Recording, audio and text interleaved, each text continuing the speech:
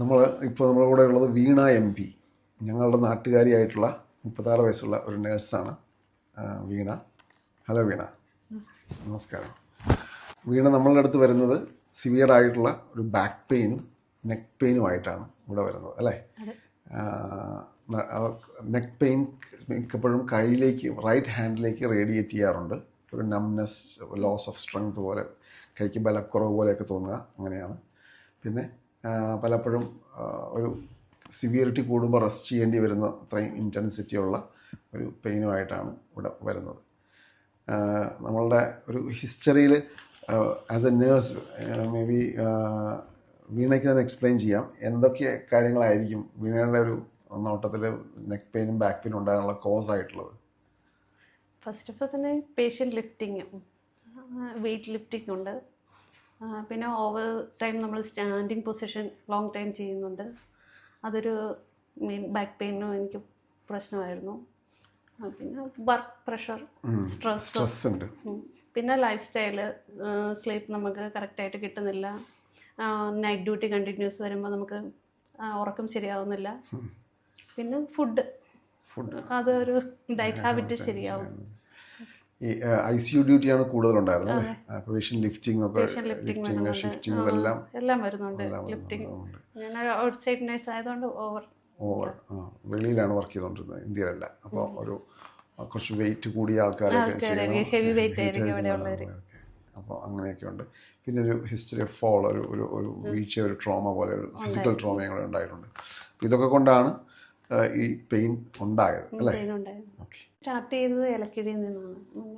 തൈലം അപ്ലൈ ചെയ്ത് ഹീറ്റായിട്ട് ഇലക്കിഴിയായിരുന്നു. അതൊരു ഫസ്റ്റ് 2 ഡേയ്സ്.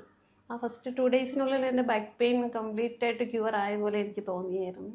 പക്ഷേ ആ 2 ഡേയ്സ് കഴിഞ്ഞപ്പോൾ എനിക്ക് പെട്ടെന്നൊരു കോൾഡും സ്നീസിങ്ങും കഫും എല്ലാം കൂടെ വന്ന് ടെമ്പറേച്ചറൊക്കെ, പനിയൊക്കെ കൂടി. പിന്നെ അത് എനിക്ക് കണ്ടിന്യൂ ചെയ്യാൻ പറ്റിയില്ല. പിന്നെ സ്റ്റാർട്ടിങ് ഒരു ഹീറ്റ് ആപ്ലിക്കേഷനും പിന്നെ പൊടി അതൊക്കെ ചെയ്യുമായിരുന്നു. നസ്യം സ്റ്റാർട്ട് ചെയ്തായിരുന്നു. അത് കാമിനസ്യ 2 to 3 ഡ്രോപ്സ് ഈവനിങ് മോർണിംഗിൽ നമുക്ക് യൂസ് ചെയ്യായിരുന്നു. അപ്പോൾ നമ്മുടെ ആ മൂക്കിൽ നിന്നും ത്രോട്ടിൽ നിന്നൊക്കെ ഉള്ളൊരു കഫവും അതൊക്കെ ഇളകി പോകുന്നുണ്ടായിരുന്നു.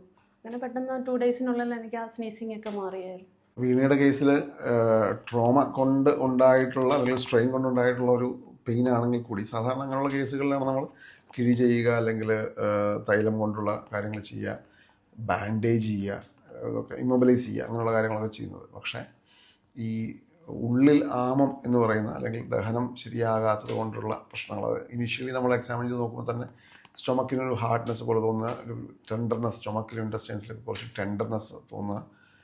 പിന്നെ ഒരു ഹിസ്റ്ററി ഓഫ് ആസ്മ, അല്ലെങ്കിൽ അലർജിക് റൈനൈറ്റിസ്, ഇതൊക്കെ ഉണ്ടാവുക. ഇങ്ങനെയുള്ളൊരു പ്രസൻറ്റേഷൻ ഉള്ള ആളുകൾ എന്ന് പറഞ്ഞാൽ അവരുടെ ഹിസ്റ്ററിയിൽ മുമ്പായിട്ട് ആമം ഉള്ള ആളുകളാണ്. അപ്പോൾ ഇങ്ങനെ ഉള്ളിൽ ആമം എന്ന് പറയുന്ന ഒരു പ്രശ്നം ഉള്ള ആളുകൾക്ക് ട്രോമ കൊണ്ടാണ് ഒരു പ്രശ്നം താൽക്കാലികമായിട്ടുണ്ടായിരിക്കുന്നതെങ്കിലും അധികം എണ്ണ അകത്തേക്ക് ചെന്ന് കഴിഞ്ഞാൽ ഈ ഉള്ളിലുള്ള ആമം കുറച്ച് ഇളകും. അതിൽ നിന്ന് ഇപ്പോൾ നേരത്തെ പറഞ്ഞ പോലെ കോൾഡ് പോലെ ഉണ്ടാവുക, ചിലപ്പോൾ പനിക്കുക, ഇങ്ങനെയുള്ള സംഭവങ്ങളൊക്കെ ഉണ്ടാവും. അപ്പോൾ അതാണ് ചികിത്സയിൽ ആയുർവേദത്തിൻ്റെ ഒരു പ്രത്യേകത. നമ്മളൊരു അസുഖത്തെ ചികിത്സിക്കുമ്പോൾ അതേ പ്രശ്നം തന്നെ വേറൊരാൾക്ക് വന്നു കഴിഞ്ഞാൽ ചികിത്സിക്കുന്നതും ആ ഒരു ഗിവൺ പേഷ്യൻറ്റിനെ ചികിത്സിക്കുന്നത് തമ്മിൽ എല്ലായ്പ്പോഴും ഒരുപോലെ ആയിരിക്കണമെന്നില്ല. നമുക്കുള്ള പഴയൊരു ഹിസ്റ്ററി കൊണ്ടോ, നമ്മളുടെ ശരീരപ്രകൃതി കൊണ്ടോ ഒക്കെ നമ്മൾക്ക് ഏറ്റവും അനുയോജ്യമായ രൂപത്തിലേക്ക് ആ ചികിത്സയെ മാറ്റിയെടുക്കേണ്ടി വരും. അപ്പോൾ അതുകൊണ്ടാണ് പിന്നെ നമ്മൾ ഡ്രൈ ആയിട്ടുള്ള ഹീറ്റിലേക്ക്, ഓയിൽ കൊണ്ടുള്ള കിഴി മാറ്റിയിട്ട് ഡ്രൈ ഹീറ്റിലേക്ക് പോവുകയും ഓയിൽ മസാജിന് പകരം ഡ്രൈ മസാജ് ചെയ്യുകയൊക്കെ ചെയ്തിട്ടാണ് നമ്മൾ ആ കഫത്തെയും ആമത്തെയും ഒക്കെ അഡ്രസ്സ് ചെയ്തിട്ട് നമ്മൾ പിന്നീട് ആ കണ്ടീഷൻ നമ്മൾ ഓവർകം ചെയ്യുന്നു. നേരത്തെ പറഞ്ഞ നസ്യം ചെയ്ത്, അല്ലെങ്കിൽ ആ കഫത്തിൻ്റെയും ആമത്തിൻ്റെയും ചികിത്സകൾ ചെയ്ത് ഇൻറ്റേർണലി മെഡിസിൻസൊക്കെ കുറച്ച് മാറ്റി ഒക്കെയാണ് നമ്മൾ സ്റ്റെബിലൈസ് ചെയ്യുന്നത്. അപ്പോൾ നമ്മളുടെ ഒരു അടിസ്ഥാനപരമായിട്ടുള്ള ഒരാശയം ആയുർവേദത്തിൽ പറയുന്നത് we treat the patient not just the disease എന്ന് പറഞ്ഞാൽ ആ രോഗിയുടെ ശരീരത്തെ മാത്രമല്ല, മനസ്സിനെയും മുമ്പുള്ള ശരീരപ്രകൃതിയെയും ഈവൻ സോഷ്യലിയും ഇക്കണോമിക്കലിയും ഇക്കോളജിക്കലിയും ഒക്കെയുള്ള ഫാക്ടേഴ്സിനെയൊക്കെ കൺസിഡർ ചെയ്തിട്ടാണ് ഒരു ആയുർവേദത്തിൽ ചികിത്സിക്കുന്നത്.